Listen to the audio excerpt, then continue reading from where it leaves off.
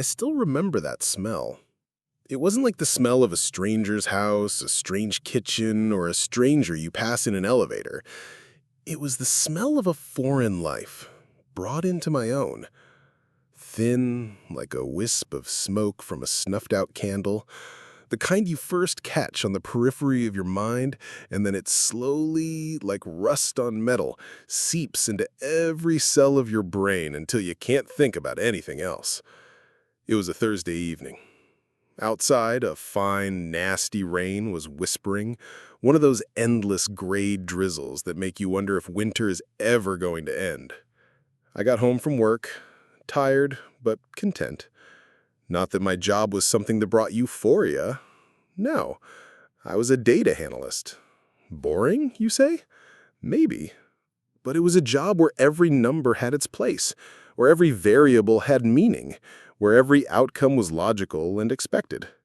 In this chaotic world, I had found my order. And my home was just like that. Order, stability, predictability. I took off my wet raincoat and hung it on the hook by the door. The familiar and so comforting scent of our home hit me immediately. A mix of wood smoke from the fireplace, freshly baked bread — Sarah always baked it on Thursdays — and a light hint of her perfume. Something floral, gentle, reminding me of summer. This was my home, my world. I walked into the living room. Sarah was sitting on the couch with her feet tucked under her, reading a book. She had on her thin-rimmed glasses, which made her look even more delicate, and in a way more domestic. She looked up and smiled. The smile was familiar, beautiful, and perfect. "Hey, babe," she said. I leaned in to kiss her, and that's when it happened. The smell. It was somewhere in the air, mixing with the usual scents, but it stood out like a sour note in a perfect melody. It was something masculine. No, not a crude smell of sweat or smoke. This smell was refined, sharp, almost like cologne, but with a kind of metallic, cold note to it. As if you were smelling not perfume, but pure steel. It was alien. It was monstrous. I pulled back, trying to inhale deeper to be sure. I didn't want to believe it. I looked at Sarah. Her smile didn't waver. She didn't seem to notice a thing. She closed her book, placed it on the coffee table, and reached for me. "Did you have a tough day?" she asked. I nodded, still trying to grasp the fleeting thought. "It must be me," a voice in my head said. I'd been in the office all day, and maybe one of my coworkers had a new cologne. But no, I knew my own smells. I knew the smell of my office. This was new, and it was here, in our home. I blamed it on being tired. I went to the kitchen, poured myself a glass of water, then came back and sat in my armchair. I looked at Sarah. She took the remote, turned on the TV, and the evening news started to crawl across the screen. Everything was as it should be. But I knew it wasn't. Somewhere deep in my brain, like a tiny, disgusting maggot, a thought began to stir. A thought that something had changed. Something was wrong. And that something had a smell. I closed my eyes, and I thought about how my life was perfect, predictable, ordered. And now this smell was in it. This smell was like a number that didn't fit into the spreadsheet, like a variable that broke the entire algorithm. And I, as an analyst, knew that this variable couldn't be ignored. I had to figure out where it came from and what it meant. I didn't know yet that this would be the beginning of the most terrifying puzzle of my life. I opened my eyes and tried to force myself back into a reality where my house was a fortress and my life was as precise and polished as a spreadsheet. I looked at Sarah, at her familiar features, at the way her eyes were glued to the news, and I desperately tried to convince myself that I'd imagined everything. Maybe she had just been in a store where someone had sprayed perfume, Or maybe she had hugged someone at work. She had a lot of friends, and as a designer, she was always meeting new people. Yes, that was the only rational explanation. My analytical mind had found a logical cause, and I should have been at peace. But I wasn't. I went to the shower, trying to wash away that sticky, unpleasant residue, but it wouldn't come off. The longer I thought about the smell, the more it grew in my head, taking on a definite shape and form. It wasn't just a smell, it was a message. A message written not in ink, but in air. And I, the only one who had caught it, couldn't decipher its meaning. When I got out of the shower, Sarah had already gone into the bedroom. I heard the door click shut.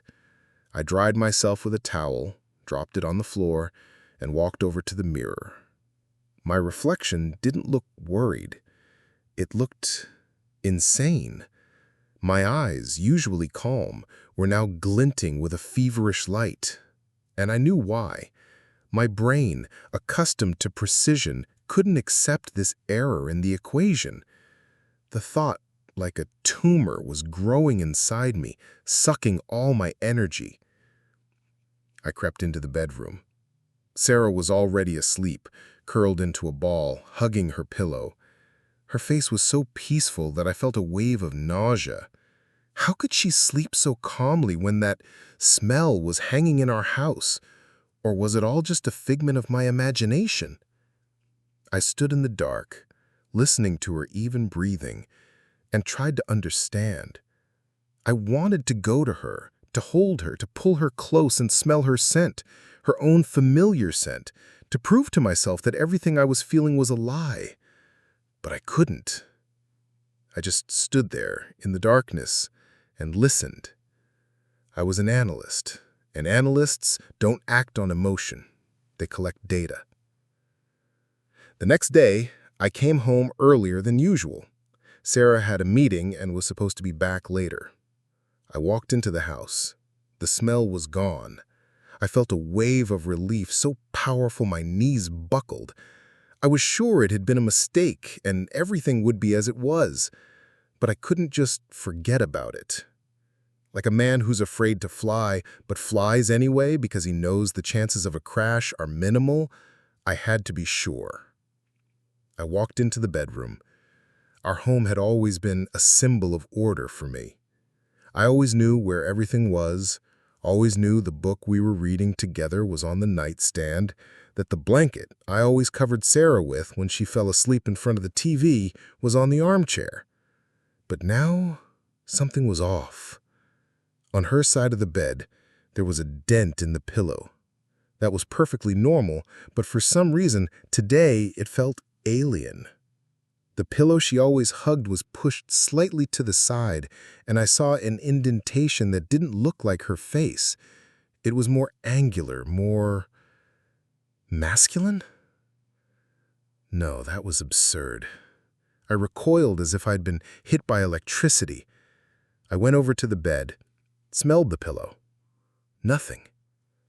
But I knew it had been here. I knew I wasn't crazy. I went into the bathroom. Her shampoos, her shower gels, her lotions were all on the shelf. Everything was in its place. But something was wrong. I looked at the sink. There were 2 toothbrushes, mine and hers, everything as it should be. But next to them was a small, almost unnoticeable tube of toothpaste that I had never seen before. It was half used. I picked it up. The tube was small, like the kind you get in hotels. I looked at the ingredients. Nothing unusual. But why would she use it when we had a full tube of toothpaste right there? She never bought things like this. She always used our usual large tube that we bought at the store. This one was a stranger. And I knew it had been here, in our home, in our world, where everything was supposed to be predictable and orderly. I went back to the bedroom and sat on the bed. I held that small tube of toothpaste in my hand, and it wasn't just a tube to me. It was another piece of the puzzle that just wouldn't fit. And I knew I had to find the missing parts. I had to figure out where this tube came from. I had to figure out what it meant. I had to figure out what was going on. I sat on the edge of the bed, clenching that damn tube in my hand, and felt the world around me, the world I had built for years, slowly coming apart at the seams. This wasn't just a betrayal. This was the destruction of order. I was a data analyst. My life was governed by logic and statistics. If A plus B equals C, then C is always equal to C. But now I was holding D, a variable that didn't fit into a single equation. It wasn't a tube, it was an anomaly. Sarah came home 2 hours later. She walked in, full of energy, and tossed her keys onto the nightstand. "Hey, babe," she said, smiling. The smile was the same as always. I would have called it standard. In my database, it always meant, "I'm home and everything is good." But today, I didn't trust that smile. I looked at her and saw not my Sarah, but a perfectly executed copy.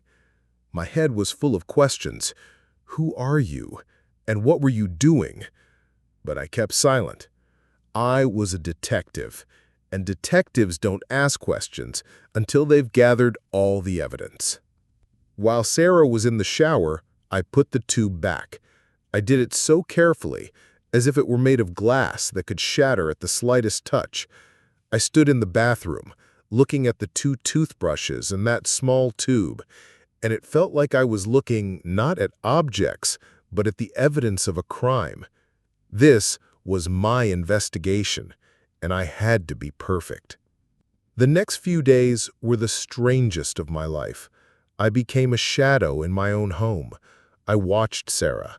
I stalked her like a predator who senses its prey is weak. I noticed she started using her phone more often than usual. She always took it with her, even when she went to the kitchen for a glass of water. I noticed she stopped leaving it on the charger in the living room. Now it was always with her. One day, when she went outside to take out the trash, I quickly checked her phone. It was locked. I tried her favorite pin, the date of our wedding. It didn't work. I tried my birthday. It didn't work. I was shocked. I knew her passwords. She knew mine. We had no secrets. Or so I thought. I felt my heart pound faster in my chest. This small phone that she always carried was now a symbol of her second hidden life. I started noticing other, even smaller details. She stopped using a regular shampoo, the one she'd bought for years. Now she was using a different shampoo that smelled of some exotic fruit I'd never smelled before. She started dressing differently, buying brighter and tighter clothes. She started eating less, but drinking more wine. Each new detail was like a new piece of the puzzle I was finding. But I couldn't put them all together. I didn't have the full picture, and I knew I had to find the missing parts. I had to figure out where that tube of toothpaste came from. I had to figure out what it meant. I had to figure out what was going on. I started tracking her movements. I installed an invisible program on her phone that monitored her routes. I watched my computer screen and saw her driving not to work, but to a different neighborhood where she would spend a few hours before coming home. I looked at those red dots on the map, and it felt like I was seeing not routes, but her lies, spreading across the city like rust. I didn't sleep. I didn't eat. I thought only of this. I wanted to understand. I wanted to solve this puzzle that was slowly destroying my life. I wanted to find the truth that I, as an analyst, knew I had to find. But I didn't know that this truth would be so horrifying that I would regret ever finding it. I watched the map. The red dots marking her location were moving through the city. The movement was slow, unhurried. She wasn't driving to a friend's house, not hurrying to a meeting with colleagues. She was just moving, like a ghost, along streets I knew but had never been on with her. My heart pounded like a cornered horse, and my brain worked like a supercomputer, analyzing her every step. Each red dot was like an electric shock to me. Every turn, a knife twist. I looked at the map, and it felt like I was watching my life slip through my fingers. I didn't sleep. I didn't eat. I thought only about what was happening. My life had turned into a never-ending nightmare where I was both the detective and the victim. My mind was split in two. One part wanted to find the evidence, and the other wanted to forget everything. I wanted to go back to the day when I didn't smell that scent, when I hadn't seen that tube. I wanted to go back to the day when I was happy, but I knew that was impossible. One day, when I came home, I saw her. She was standing in front of the mirror, trying on a new dress. The dress was beautiful, bright, and I felt a pang of jealousy. This dress wasn't for me. This dress was for him. I looked at her, and it felt like I was looking not at my wife, but at a strange woman who had stolen her body and her soul. She turned around and smiled. The smile was the same as always, and I knew it wasn't. The next day, I decided to find another clue. I decided I had to find another unseen object that didn't fit into our equation. I knew I had to find it. I didn't know what it would be. Maybe a new book she hadn't read. Maybe a new CD she hadn't listened to. I didn't know. I just knew I had to find it. I started to search. I turned the whole house upside down. I looked in the closets, in the drawers, under the bed, in the bathroom. I looked everywhere she could have hidden something. But I found nothing. And I began to think I was going insane.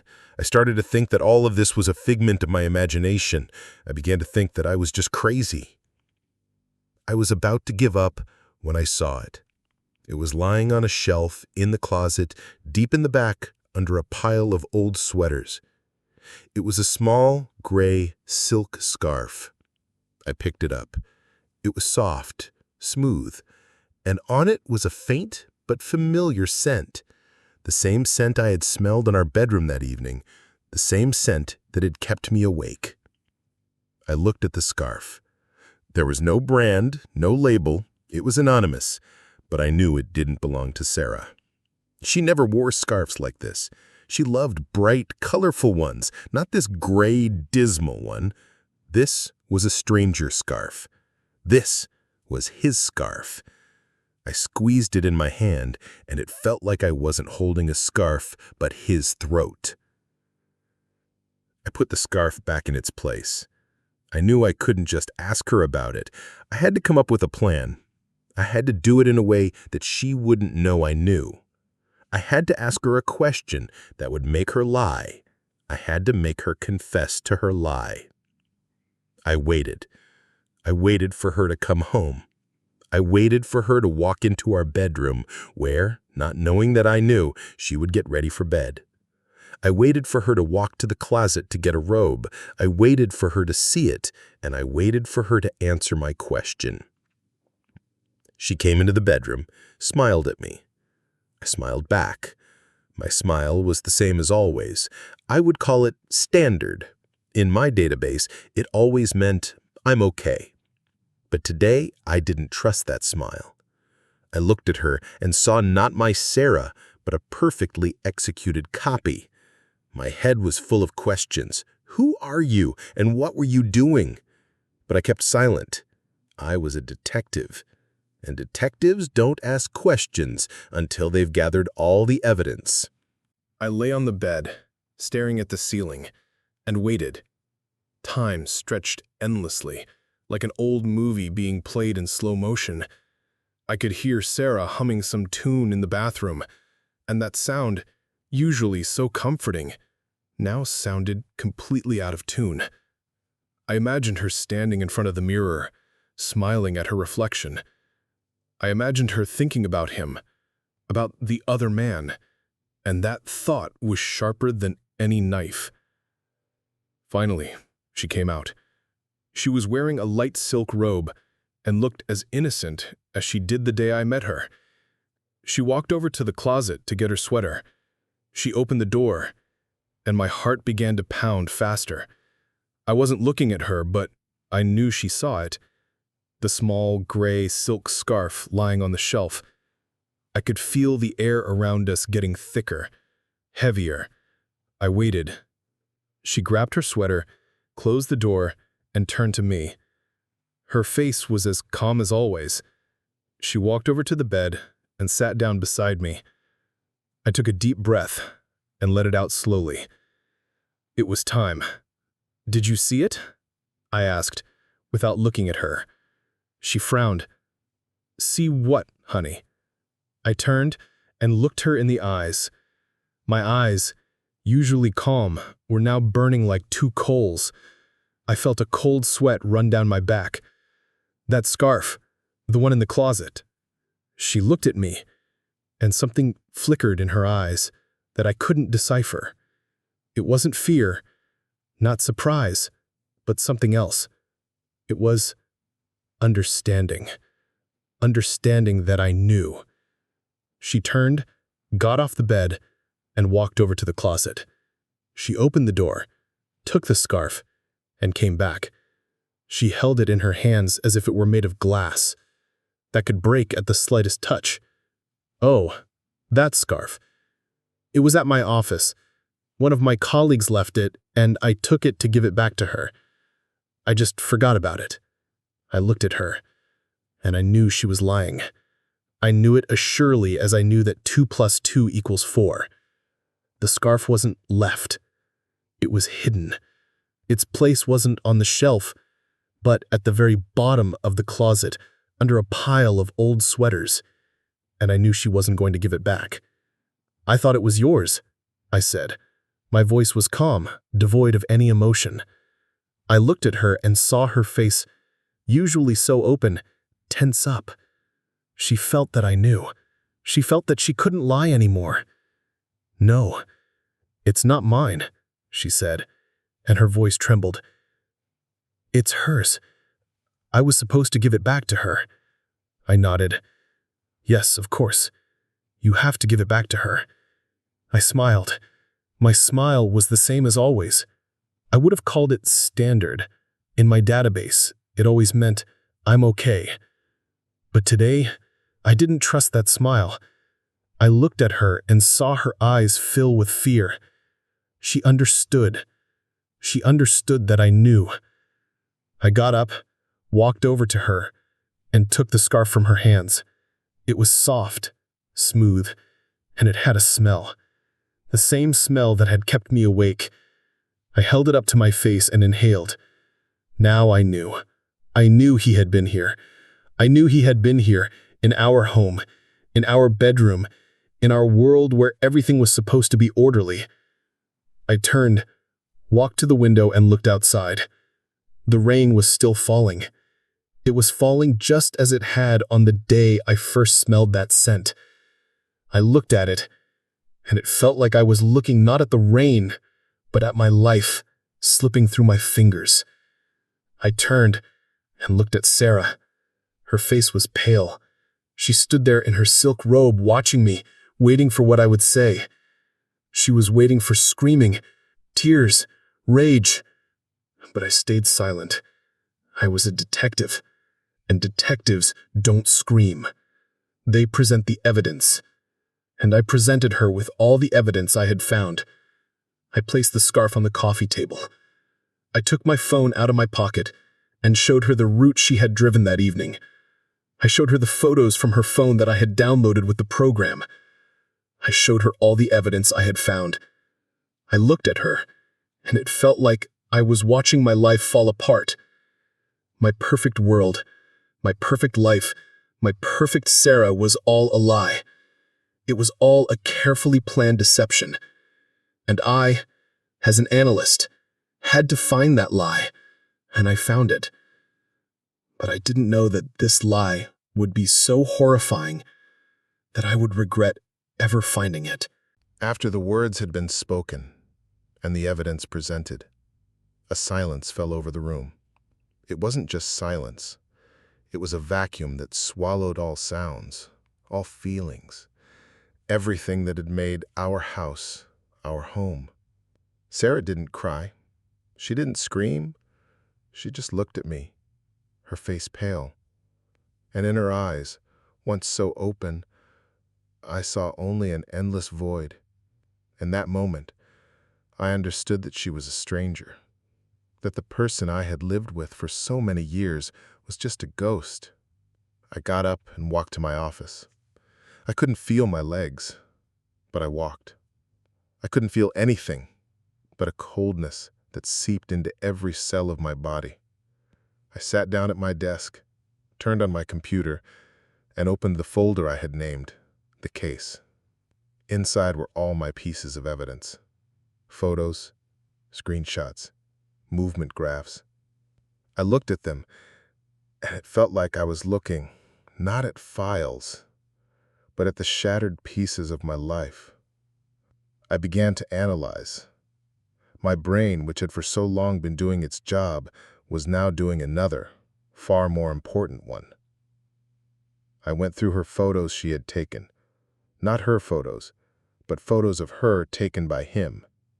They were taken in different places, on the streets, in cafes, in parks. But in none of them could I see his face. He was always out of frame, or hiding behind an object. He was a shadow, a ghost who lived in my life, but had no face. I started analyzing her routes. Each red dot on the map was assigned to me. I matched the routes to the photos. I found coincidences. I found patterns. He always met her in the same places. He always waited for her at the same time. He was perfect, just like me. But he was perfect for her, not for me. I worked all night. My brain was operating at its limit like a computer trying to crack a code on which a life depended. I didn't feel tired. I didn't feel pain. I felt only this cold, methodical desire to find him. I wanted to find the man who had stolen my wife, my life. I wanted to find him, but I didn't know that meeting him would be so horrifying that I would regret ever finding him. At some point, as the sun began to break through the blinds, I found him. Not his name, not his address, but I found him. In one of the photos, where she was sitting in a cafe, I saw his reflection in the window. It was a blurry, indistinct silhouette, but I was certain. I zoomed in on the photo, made it brighter, but nothing changed. He was a shadow, a ghost, but he was there. I spent a few more hours trying to find any other clues, but I found nothing. I closed the laptop. I got up from my desk. I walked to the window and looked outside. People were walking to work. They were hurrying, smiling, living their lives. And I knew they didn't know that somewhere in this city, there lived a man who had destroyed my life. I knew I had to find him. I knew I had to find him so he would answer for everything. I turned. Sarah was standing in the doorway. She was looking at me, her eyes red from tears, but I saw nothing in them but emptiness. She didn't say anything. Neither did I. We were two strangers who had once lived together, but were now separated by a wall of lies. I was the hunter. She was the prey. And I knew I wouldn't stop until I found him, until I knew who he was, until I looked him in the eye. The next day, I didn't go to work. I said I had a cold, and it wasn't entirely a lie. I felt like I'd been run over by a truck full of the wreckage of my life.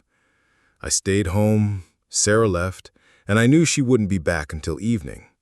I had time. I had the map, and I had his blurry reflection in the cafe window. I looked at the picture again. My brain was working like a computer, trying to enlarge every pixel to find any kind of lead. I zoomed in on the reflection, but it was too blurry. I couldn't make anything out. But I noticed something else. In the corner of the reflection, I saw part of his car. It was a dark SUV, and I saw a small sticker on it that I couldn't make out. It was a key. It was the key to the mystery. I grabbed my laptop, got in my car, and drove off. I knew where that cafe was. I had gone there with Sarah many times. It was one of her favorite places. I parked on the other side of the street and sat there, waiting for him to arrive. I didn't know when he would come. I didn't know if he would come at all, but I was sure. I was sure that I had to find him. I sat in the car, and it felt like I was in a fishbowl, with all the people walking by staring at me. I could feel sweat trickling down my back, and I could feel my heart pounding in my chest. It was pounding so loudly I was afraid they would hear it. An hour passed. 2 hours passed.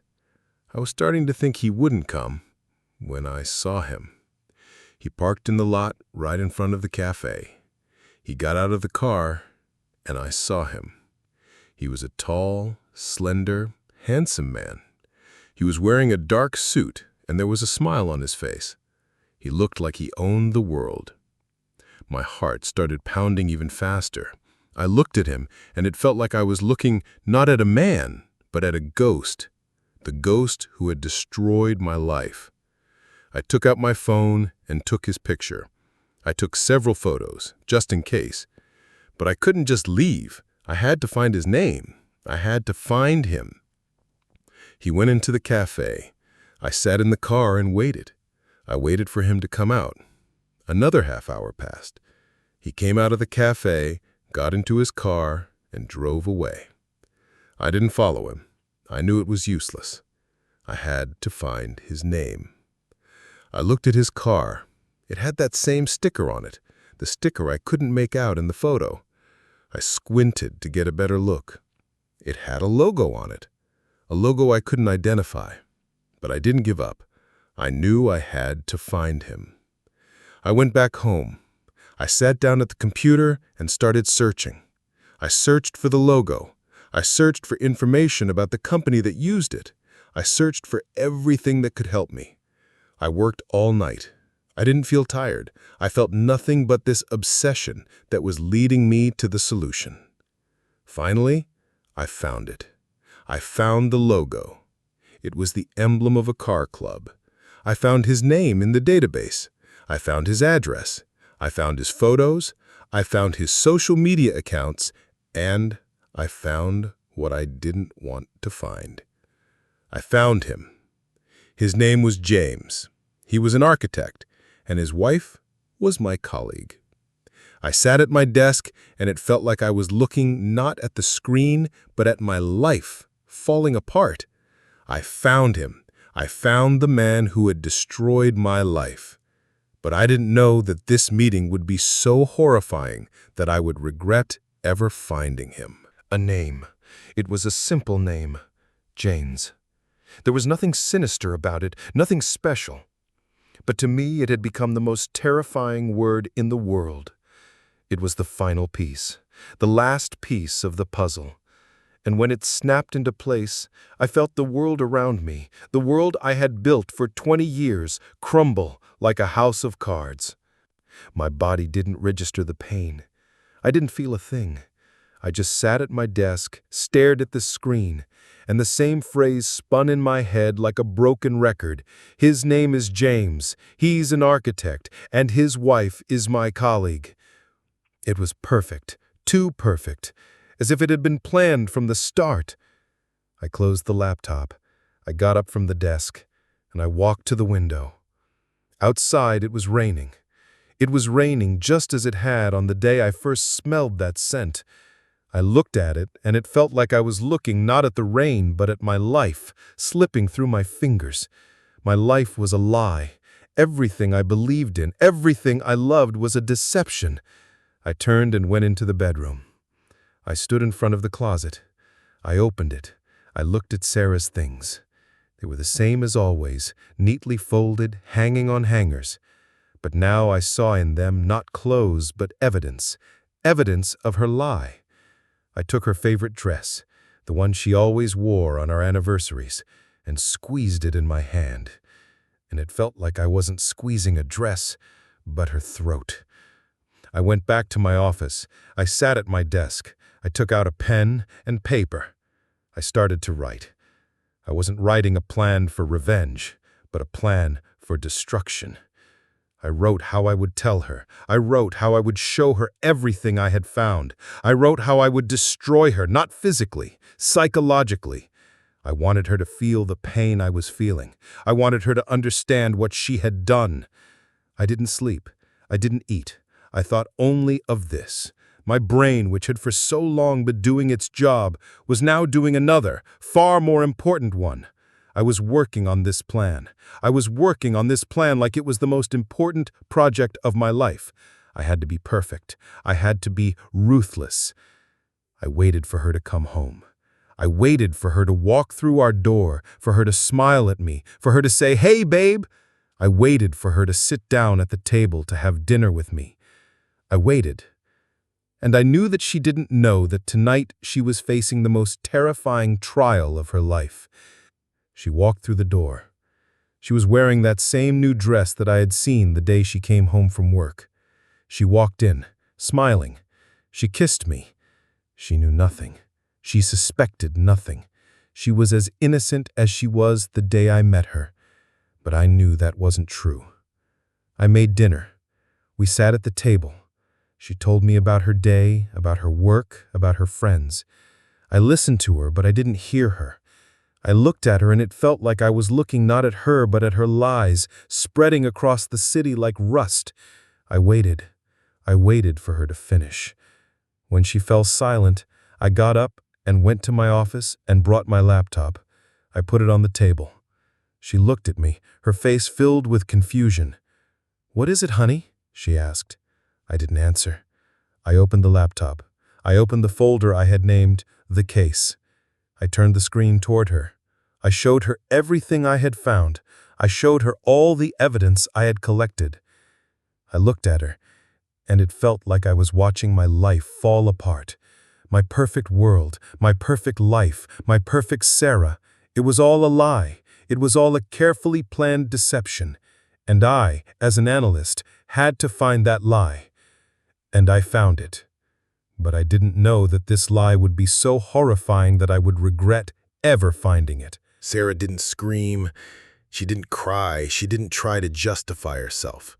She just stared at the laptop screen, at the photos, the graphs, and the roots, and in her eyes, once so full of life, I saw the fire go out.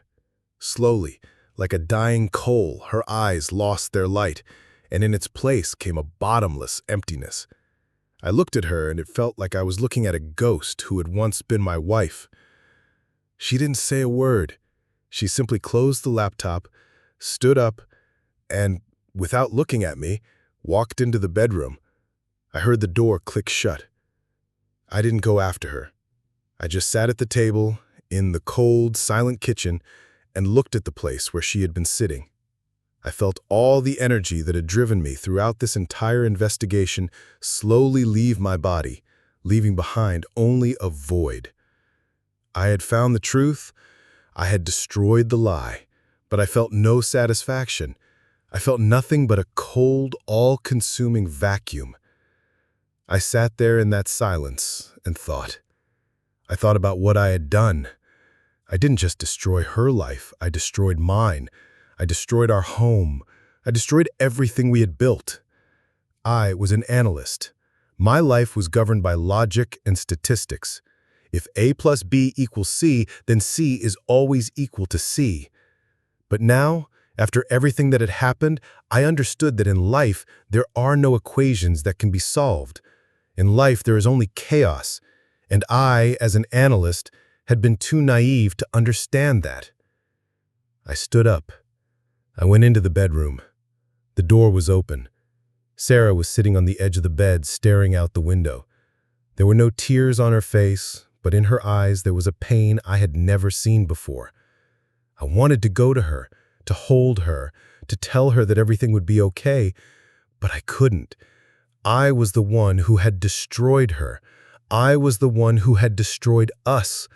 I was the one who had destroyed everything. I went to my office. I grabbed my backpack. I packed my things. I took my laptop, which was now not just a computer, but the repository of all my evidence, and left the house. I didn't say a word to her. I didn't look at her. I simply walked out, closed the door, and walked down the street.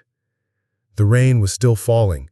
It was falling just as it had on the day I first smelled that scent. I walked down the street, and it felt like I was walking, not on asphalt, but on the shattered pieces of my life. I walked, and it felt like I was walking into nowhere. I was the hunter. She was the prey. I had found her, but I didn't know that this victory would be so bitter. I didn't know that this victory would be so empty. I didn't know that this victory would be so horrifying that I would regret ever finding it. And I knew that I would never be the same again.